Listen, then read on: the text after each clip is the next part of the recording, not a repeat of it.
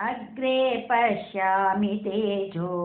निभिडतरकलायावलीलोभनीयम् पीयूषाप्लावितोऽहं तदनु तदुदरे दिव्यकैशोरवेशं तारुण्यारम्भरम्यं परमसुकरसास्वादरोमाञ्चिताङ्गैः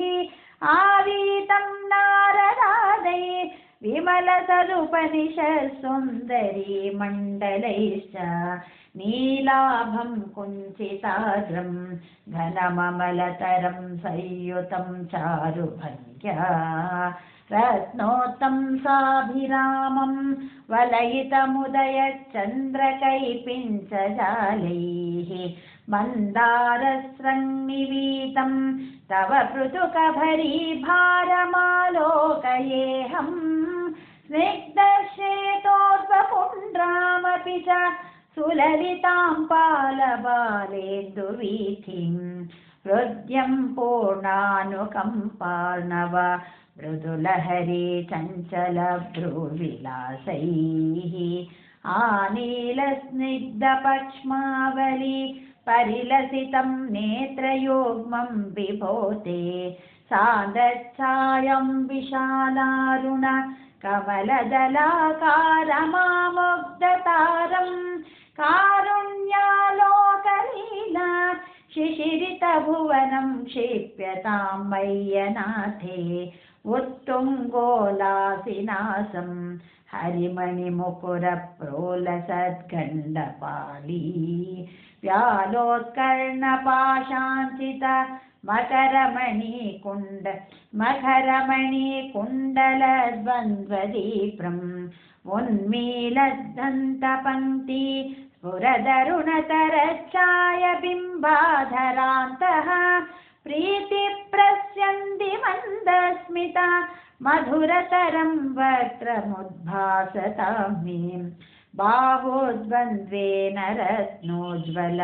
वलयभृता शोणपाणि प्रवाले नोपातां वेणुनालीं प्रसृतनकमयूखाङ्गुली सङ्गशारां कृत्वा वक्त्रारविन्दे सुमधुरविकसद्रागमुद्भाव्यमानैः शब्दब्रह्मामृतैः स्वं शिशिरितभुवनैः सिञ्च मे कर्णवीथीम् उत्सर्पकौस्तुभश्री तटिभिररुणितं कोमलं कण्ठदेशम् वक्षश्रीवत्सरम्यं तरलतरसमुद्धिप्रहारप्रतानं नानावर्णप्रसूनावली किसलयिनीं वन्यमालां विलोल लोलं वालम्बमानाम् उरसि तव तथा भावये रत्नमालाम् अङ्गे पञ्चाङ्गरागैः अतिशयविकसत्सौरभा कृष्णलोकम् लिङ्नानेकत्रिलोकी विततिमपि कृशां बिभ्रतं मध्यवल्लीं शक्राश्मन्यस्तप्तोज्ज्वल कनकनिभं पीतचेलं ददानं ध्यायामो दीप्तरश्मि स्फुटमणिरसन किङ्किणीमण्डितं त्वां ध्यायामो दीप्तरश्मि स्फुटमणिरशना किङ्किणीमण्डितं त्वाम् ऊरो चारु तवोरु घनमसृणरुचौ चित्तचोरौ रमायाः विश्वक्षोभं विशङ्क्यां ध्रुवमनिशमुभौ पीतचेलावृताङ्गौ आनम्राणां पुरस्तान् नसनधृतसमस्तार्तपाली समुद्गन् छायं जानोद्वयं च क्रमपृतुलमनोग्ने च जङ्घे निषेवे मञ्जीरं मञ्जुनादैः इव पदभजनं श्रेययित्यालपन्तम् पादाग्रं भ्रान्तिमध्यन् प्रणतजनमनो मन्दरोद्धारकूर्मम् उत्तुङ्गाताम्रराजन् अकरमहि अकरहिमकर ज्योत्स्नया चाश्रितानम् सन्तापद्वान्तहन्त्रीं तटिमनुकलये मङ्गलामङ्गुलीनां योगीन्द्राणां त्वदङ्गेष्वधिकसुमधुरं मुक्तिभाजां निवासो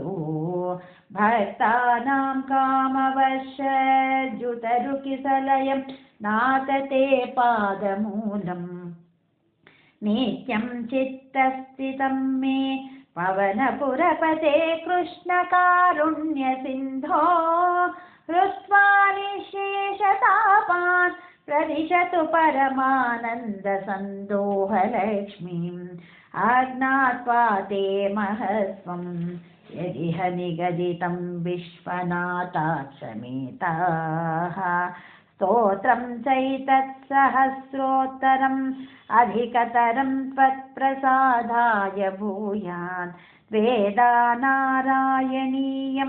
श्रुतिषु च जनुषा स्तुत्यता वर्णनेन